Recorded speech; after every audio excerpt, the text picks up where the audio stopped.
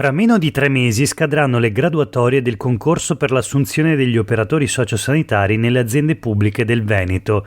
In lista ci sono ancora 2.520 idonei, cioè il 60% dei vincitori proclamati 2 anni fa, che però non sono mai stati ingaggiati.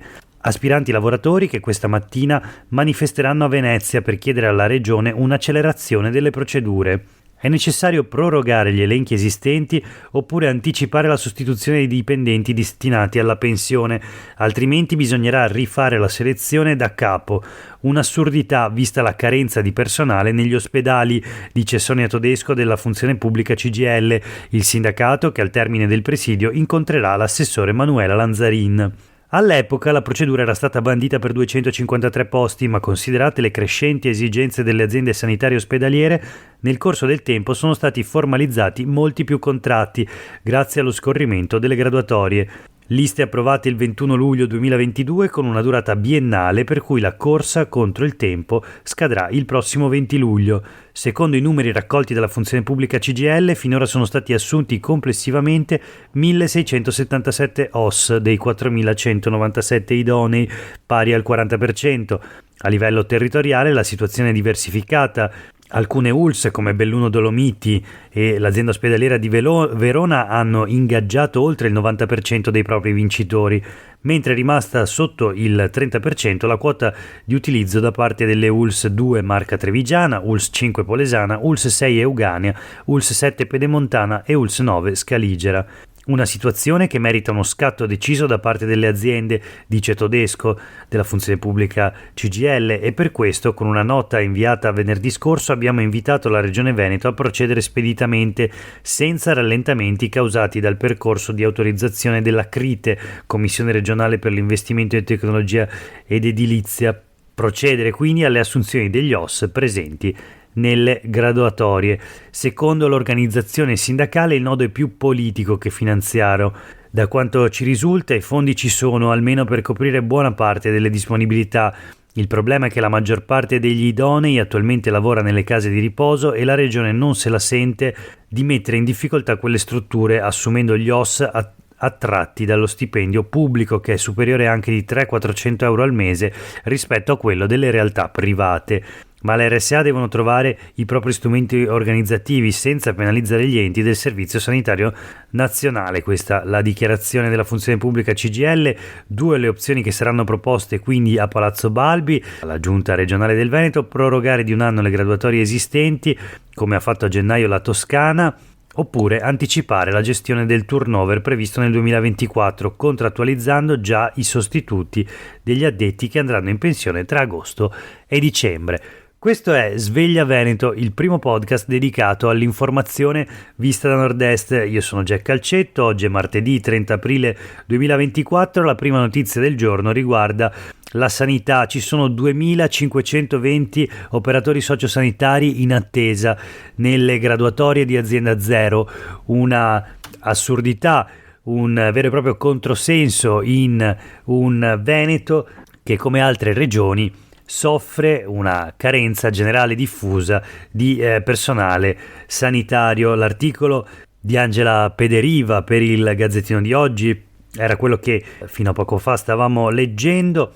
Veneto, ingaggiato dalle ULSS solo il 40% dei vincitori, c'è tempo fino al 20 luglio. Oggi l'incontro tra Funzione Pubblica, CGIL e Regione, ma per prorogare le graduatorie serve una legge, scrive la giornalista, che riporta anche la dichiarazione, o meglio le dichiarazioni della Funzione Pubblica CGIL e del sindacato. Come abbiamo visto, vanno assunti gli OS oppure scadono, perché a scadere sono appunto le graduatorie. Il Gazzettino pubblica anche l'elenco con il dettaglio delle assunzioni fatte ULSS per ULSS e di quanti operatori sociosanitari sono ancora in graduatoria, e poi anche i dati sul personale, in particolare la percentuale di over 55 e l'età media. Vediamo semplicemente il totale. Ci sono in Veneto 9.726 operatori sociosanitari, di questi 3.577 sono over 55, quindi il 36,78%. L'età media supera i 50 anni. Ed ecco perché la sindacalista Todesco dichiara sarebbe assurdo dover rifare il concorso data la carenza di addetti negli ospedali. L'opzione alternativa quindi è anticipare la gestione del turnover, ma resta il nodo dell'RSA dove lavorano attualmente molti candidati in lista. Appunto abbiamo visto che uno dei motivi per cui la regione tentenna è appunto la scelta politica di non mettere in difficoltà le RSA che offrono agli OS posti poco vantaggiosi, visto che sono pagati fino a 300-400 euro meno che all'interno del servizio sanitario regionale.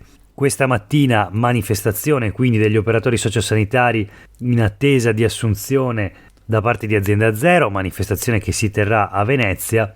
Ma per il momento noi voltiamo pagina e proseguiamo con la rassegna stampa di oggi, spostandoci sempre sulle pagine del Gazzettino, una notizia che riguarda la politica, vitalizi via i tagli di Conte, rimborsi a 1000 parlamentari e niente sequestro per Chisso. Ricorso di Paniz per circa 650 deputati e 350 senatori, salta la riduzione del 2018. Il legale azzurro, Paniz appunto, assiste pure l'ex assessore Chisso. È illegittima la confisca dell'intero assegno, dichiara. L'articolo è di Alda Vanzan, ma vediamo le prime righe. Renato Chisso, l'ex assessore regionale ai trasporti della regione del Veneto, arrestato nel 2014 nello scandalo del Mose, riavrà il suo vitalizio. Non tutto, ma per circa 4/5 sì. Arretrati e rivalutazioni compresi, merito del suo avvocato, il bellunese Maurizio Paniz, già deputato della Repubblica per 3 legislature, che per inciso è riuscito a far cancellare anche i tagli di vitalizi ai suoi ex colleghi parlamentari, 350 senatori e 650 deputati.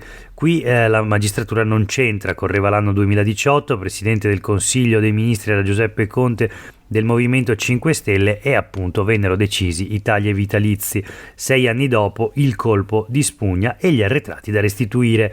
Ma per quanto riguarda Chisso invece la giornalista Alda Vanzan ripercorre la vicenda. Il 4 giugno 2014 scoppia lo scandalo del Mose, ci sono arresti e arrestati illustri, tra questi con l'accusa di corruzione l'assessore regionale di Forza Italia Renato Chisso. Sconterà una pena di 2 anni e 22 giorni tra carcere a Pisa e domiciliari.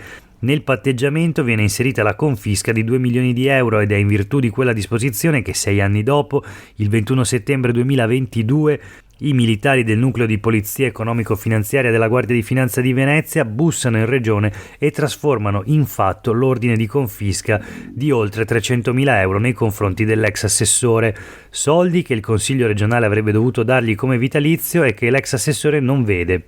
Tutto confiscato. Adesso però quei soldi dovranno essergli restituiti, spiega così l'avvocato Paniz. Quando Chisso è venuto a parlarmi del fatto che non aveva un centesimo, ho detto: ma come, hai diritto alla quota parte del vitalizio? La Cassazione ripetutamente e la Corte Costituzionale, anche accogliendo dei miei ricorsi, hanno stabilito che il vitalizio, sia nazionale che regionale, è un trattamento pensionistico ed essendo un trattamento pensionistico maturato a seguito della corresponsione della quota parte dei contributi versati dal lavoratore, il lavoratore stesso ha diritto ad averne una parte. Il sequestro totale era inconcepibile e quindi il ricorso, poi la decisione e così Chisso riavrà indietro una parte consistente del proprio vitalizio. Leggiamo che la regione non ha ancora restituito i soldi al suo ex assessore, ma è questione di poco tempo. Di quanti soldi si tratta? Centinaia di migliaia di euro più gli interessi, la rivalutazione e ovviamente il vitalizio mensile per la quota non suscettibile di sequestro. È il primo caso in Italia, sottolinea l'avvocato Paniz, di vitalizio sequestrato e restituito e facilmente altri, come ad esempio l'ex governatore del Veneto Giancarlo Galan, potranno fare altrettanto. Insomma, vedremo come proseguirà questa vicenda dei vitalizi e in particolare dei vitalizi dei protagonisti dello scandalo del Mose. Ma ora voltiamo pagina e proseguiamo la rassegna stampa di oggi. Ci spostiamo sui quotidiani del gruppo NEM, dove troviamo una notizia legata al ticket d'accesso a Venezia, ma non si parla in questo caso della città lagunare, bensì delle Dolomiti. Allora leggiamo il titolo: Messner punta il dito sul sovraffollamento, Cortina è come Venezia, serve un ticket. L'alpinista guarda l'avvicinarsi al 2026, le Olimpiadi invernali di Milano Cortina, e dice: le Dolomiti sono un patrimonio dagli equilibri molto delicati, ma nel dibattito olimpico non se ne parla.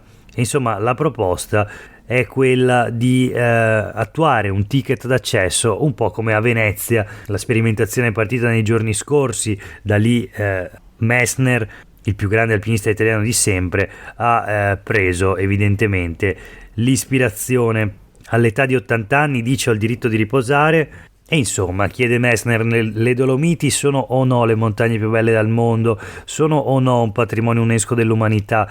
E allora chi sta organizzando le Olimpiadi perché non vi fa nessun riferimento?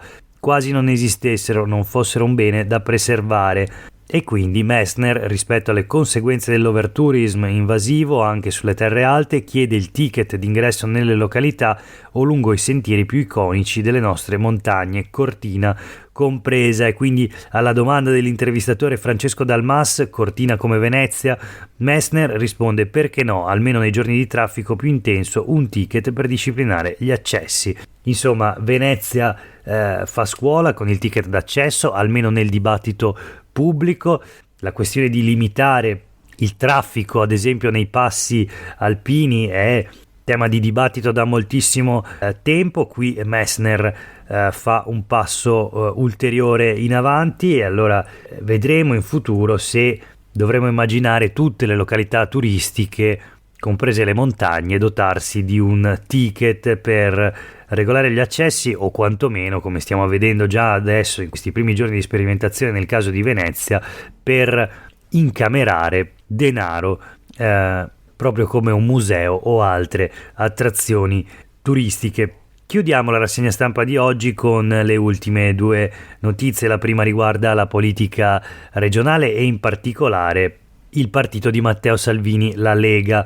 E allora vediamo sui quotidiani del gruppo NEM che ancora una volta ci sono tensioni all'interno del Carroccio. La Liga stoppa Vannacci, Nord-Est rebus capolista, in pole position Borchia e Cisint.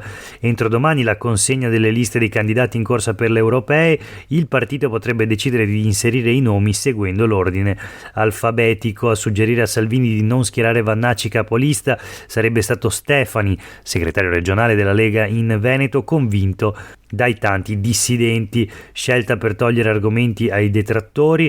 Ma Crippa, braccio destro di Salvini, si dichiara si vince e si perde tutti insieme. Se perdiamo la colpa non sarà di Salvini naturalmente. Quindi la questione del capolista nel collegio Nord-Est fa discutere, fa litigare i leghisti. E poi, quasi a voler gettare benzina sul fuoco, i quotidiani del gruppo NEM pubblicano gli esiti di un sondaggio. Zaia leghista più amato in Italia, ma nel partito Salvini tiene testa, resa dei conti dopo le europee. Un sondaggio di Demos per Repubblica rivela le preferenze degli elettori. Il generale della Folgore è a fondo classifica, si parla di Vannacci, penultimo invece Umberto Bossi. I dati sono molto chiari, la leadership di Salvini è messa in discussione a livello generale tra gli intervistati, ma se si riduce il campo di indagine agli elettori della Lega, chi crede che Salvini debba dimettersi subito è solo il 9%, chi invece ritiene che debba comunque continuare ad essere il segretario della Lega qualsiasi sia il risultato delle europee è addirittura il 60%, quindi una leadership ancora molto forte, quella di Matteo Salvini sul suo partito. La mancata spallata del presidente del Veneto potrebbe essere dovuta al consenso interno che ha il capitano. Qui un commento rispetto a un ipotetico scenario in cui Zaia possa davvero candidarsi alla segreteria nazionale della Lega, ma quasi 6 leghisti su 10 pensano che non ci sia alternativa al capitano, appunto al capo attuale. I veneti invece attendono il dopo elezioni. Insomma, vedremo cosa succederà dopo le europee in casa Lega. Nel frattempo l'ultima notizia di oggi riguarda il mondo del lavoro e un'inchiesta tra Treviso e Padova, falsi contratti d'appalto per fornire i facchini al mercato di Padova, la finanza smaschera frode, una frode per 18 milioni di euro, 30 imprenditori indagati, 29 ditte coinvolte, c'è un'azienda di Mogliano al centro dell'inchiesta, i grossisti si garantivano risparmi e flessibilità. La notizia sul Gazzettino di oggi: erano i committenti stessi a fare i colloqui per decidere chi dovesse essere assunto, imponendo anche le clausole contrattuali. L'articolo è di Maria Elena Pattaro e per oggi è davvero tutto. Grazie per aver ascoltato questa puntata di Sveglia Veneto. A tutte e tutti voi una buona giornata.